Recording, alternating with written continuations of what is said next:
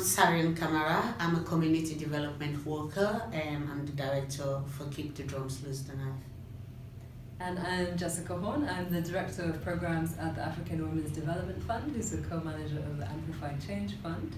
I'm a feminist activist and I'm very excited to be speaking with Sarian today about her work. Yeah, so I'm really interested to know what led you to becoming an FGM facilitator.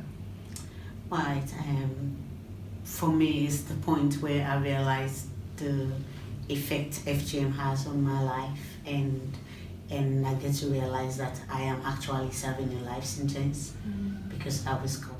So that was when I decided not to be silent about it, to educate other women because it really helps me to understand my stance and how FGM would affect me now and the future. It takes a lot of love and a lot of commitment to turn something that's happened in your life into activist work for other people, to help other people. And so I'm really interested to know the kind of work that you do when you're doing this work around transforming communities to change how they're thinking about and responding to FGM. So a little bit about the work you do. Yeah, well, I do a lot of advocacy, like community outreach work, where I get into different communities. First of all, I start with the Sierra Leone communities because in things like this, you do start with your family and friends. So then I want to stretch my hands out. You just want to cuddle some of these women who don't see life beyond FGM, to know that they are not alone, so that they see there's a way around FGM. Ways to deal with it by talking about it. Simply talking really help you. So for me it was like a therapy, talking about it. That's how it all started. So then I just began to do some community outreach work. I then move on to running workshops because it was difficult for women from practicing community to understand the difference with FGM to what they know it as. So then we get to explain to them what it means, that it's the same, it's just the terminology and how it's affecting you. It's the same way it's affecting me, it's the same way it's affecting the next person. And then to persuade them to not expose their children to such danger. So that's really what's really moved me, and that's how we've been supporting. And I'm wondering if there's any other approaches you're also using to tackle this problem in community. Oh yes, we use local chiefs in Sierra Leone. The local authorities are run by local chief whom are selected by their own community, and they are the fathers of the community, and they are the police as well of the community. So whatever they say stands. So we use them, and then what we've done with the money we've got from AmplifyChange, the opportunity grant, we've organized few sessions where we're going to offer training to the chiefs and their supporters, to educate them. And we've already made contact for that.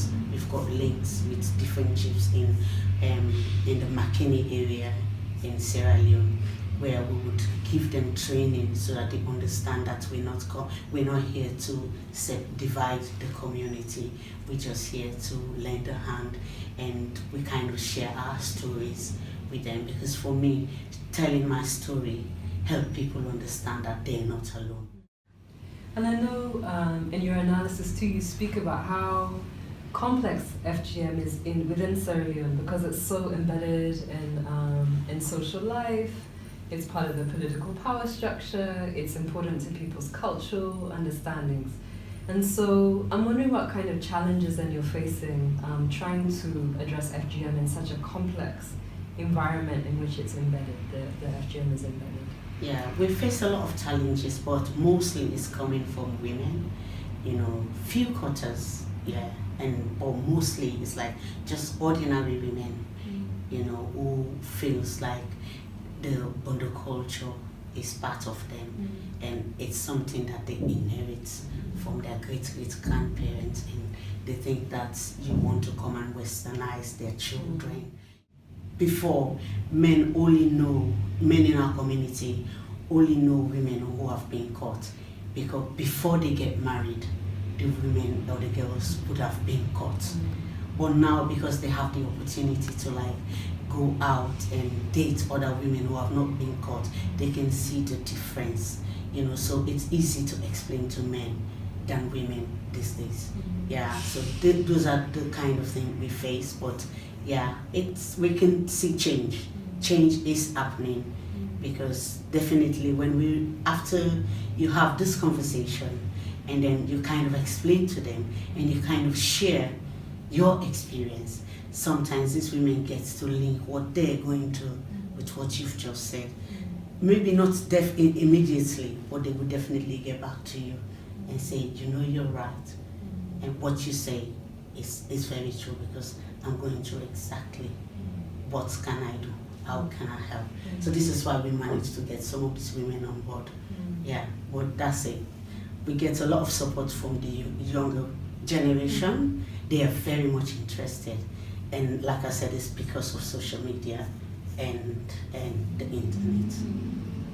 So you've spoken about involving local chiefs and other influencers in the process of change. And I'm just wondering why you consider that kind of advocacy to be important. Why should we invest in advocacy?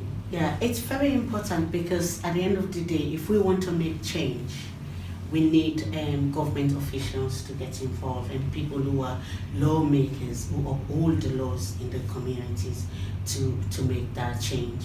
Like there's no law in Sierra Leone which says you can cut or you cannot cut girls. But what we use what we already have, international laws that protect girls and children from harm. So you see some people will say, okay, we would not cut girls who are under the age of 18. Once they're 18, they believe they can give consent. So at the end of the day, if we have something like that, and then you get the local chiefdom involved, I've witnessed where cutters will take, girls who have been lined up to be cut to be assessed by this local chief. I've witnessed on several occasions that's been done. So this is how powerful they are, because it means they can stop the ceremony from going on. So if we try to work with them, if they have that understanding that you can't cut children, so we're trying to change that mindset around the cutting completely. So we're encouraging them to keep the drums, since they want the momentum and the social life to carry on. We're encouraging them to stop the cutting, but they can still initiate these girls without spilling blood. So that's what we're trying to do. So working with these local chiefs is very, very important, because they're directly linked with the government.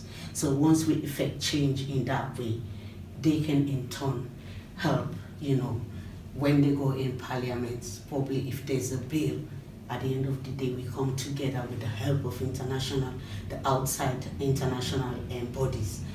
It will get somewhere, because we've already prepared them for this.